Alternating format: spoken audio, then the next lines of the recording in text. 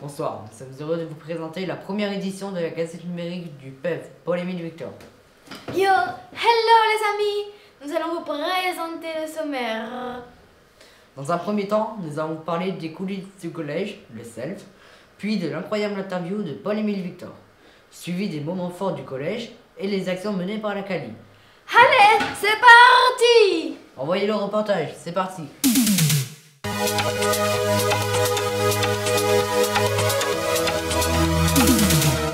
Comment vous appelez-vous? Je m'appelle Marine Millac.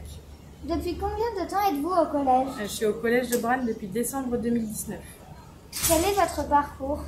J'ai d'abord eu un bac général, après j'ai fait une année de fac de droit et ça m'a pas plu, du coup je suis partie en BTS hôtellerie-restauration. Quelle est votre journée type?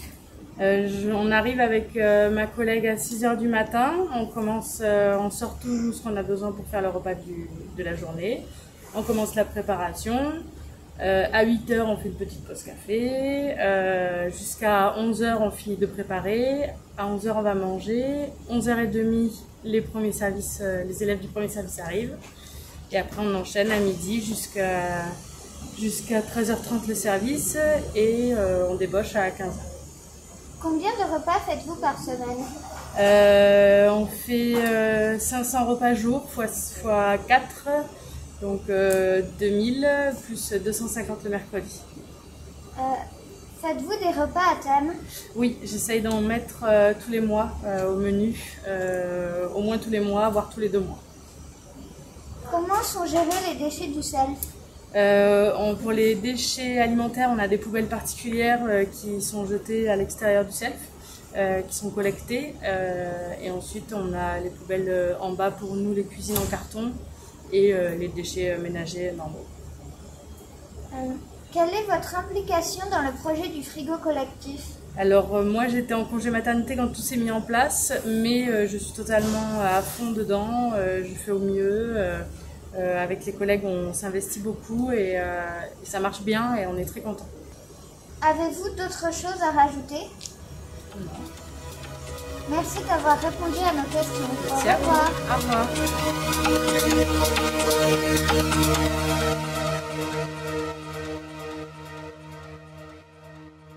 Qui êtes-vous? Je suis le doc et je suis venue à votre rencontre pour vous interviewer. Moi, Paul-Émile Victor? Pourquoi? Parce que dans le futur, des établissements scolaires portent votre nom et que nous aimerions vous connaître un peu plus pour comprendre votre parcours. Ah, c'est trop d'honneur. Mais je le savais que j'allais être connue et reconnue dans le futur. Bon, je vais conter mon incroyable histoire. Je suis née en 1907 à Genève, en Suisse, en Europe, dans le monde. Oui, nous avons compris que vous êtes née à Genève. Pourriez-vous nous en dire un peu plus sur votre formation? Alors, j'ai fait des études d'ingénieur. Je suis officier de marine et ethnologue formé à l'école de Monsieur Moss. Ah, que de bons souvenirs. Comme cette fois... Merci pour votre réponse. À quand remonte votre première expédition et où a-t-elle eu lieu? Ma première expédition a eu lieu en 1934 au Groenland, chez les Inuits. Ce peuple m'a très bien accueilli et j'ai découvert un mode de vie complètement différent du mien. Ils ont su maîtriser l'art de la pêche. Ils fabriquent des igloos en très peu de temps. C'est fantastique. Nous savons que vous avez effectué 150 expéditions scientifiques en Arctique et en Antarctique. Mais pourriez-vous nous décrire celle de 1936 et nous parler de Joseph, celui dont on parle si peu dans les journaux? Ah oui, mon ami Joe. Mon adorable chien de traîneau et ses compagnons nous ont permis avec les autres expéditeurs de traverser le Groenland.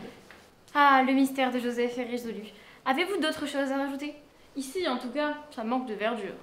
Oui, la nature est un bien rare, fragile, et il faut en prendre soin. C'est pourquoi, en cette année 1962, je me suis engagée avec d'autres scientifiques à protéger l'environnement. Ah, le temps me rattrape. Et je dois vous quitter si je ne veux pas être coincée dans la faille temporelle. Et puis, je dois partir interviewer la mineure d'Aquitaine. Au revoir et merci.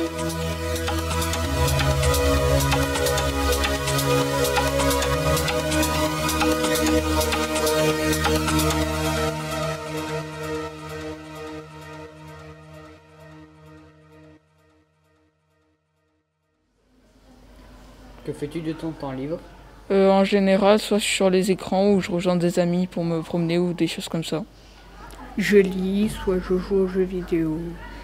Je vais courir ou j'appelle ma meilleure amie. Je pratique une activité sportive ou alors je rejoins des amis à moi pour me divertir ou alors je reste sur les écrans. Pendant mon temps libre, soit je fais du vélo, je sors avec des amis à moi ou je regarde la télé. Je reste soit je suis sur les écrans, soit généralement je sors dehors, je joue avec des copains. Soit je lis, soit je peux faire des jeux de société ou avec mon frère, des fois je fais des jeux dehors. Sinon, je joue un peu à la console. Puis voilà. Je m'amuse avec mes amis ou je passe du temps sur mon téléphone avec mon ami. Je fais aussi un sport, je pratique de la danse et j'en fais tous les samedis. Et voilà. Quelle est la définition d'un espace jeune pour toi? Un espace jeune, c'est un endroit où on peut se réunir avec plein de jeunes différents pour parler ou jouer. Et est-ce que tu en pratiques un? Oui, je suis partie de Jeunes Attitude à Saint-Quentin-de-Baron. Pour moi, c'est un endroit où on peut s'amuser avec ses amis, ou faire des nouvelles rencontres. Et et aussi, on n'est pas obligé d'y aller, mais on peut y aller aussi souvent. Pour moi, un espace jeune, c'est un endroit où on pourrait se réunir entre ados et pouvoir pratiquer des activités de divertissement ou bien faire des séjours. Pour moi, c'est un endroit où plusieurs jeunes se réunissent et font des activités ensemble. Pour moi, la définition d'espace jeune, c'est un endroit où fait exprès pour les jeunes ou les adolescents où ils peuvent se retrouver pour pratiquer des activités en extérieur ou en intérieur. Ce serait là où on pourrait, là où ils pourraient se retrouver entre amis ou voilà. C'est un endroit où les jeunes peuvent se réunir et on peut s'amuser entre amis et passer du temps ensemble et franchement ça c'est cool. Est-ce que tu en fréquentes un? Oui, enfin rarement quand même, mais j'y vais quand même parfois. Et est-ce que tu en pratiques un? Oui. Non, j'en pratique pas. Est-ce que tu en pratiques un? Non. Non. Non. Oui, je fréquente un espace jeune, le Jeunes Attitude à Saint-Quentin-de-Baron.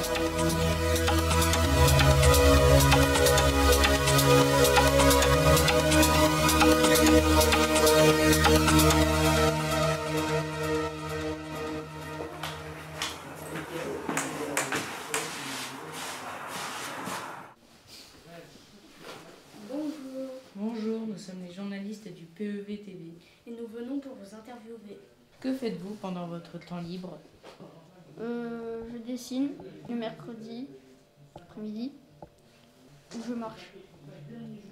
Je joue au foot ou je joue à la console.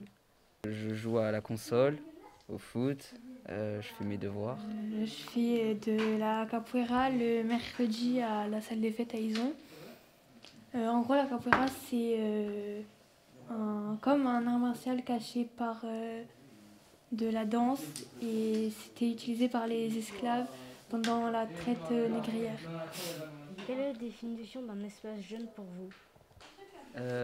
Pour moi, c'est un endroit où on peut y aller pour rencontrer des gens, pour s'amuser. Je sais pas, un moment où on peut venir quand on veut, passer du temps avec des ados, on peut se faire des nouveaux amis.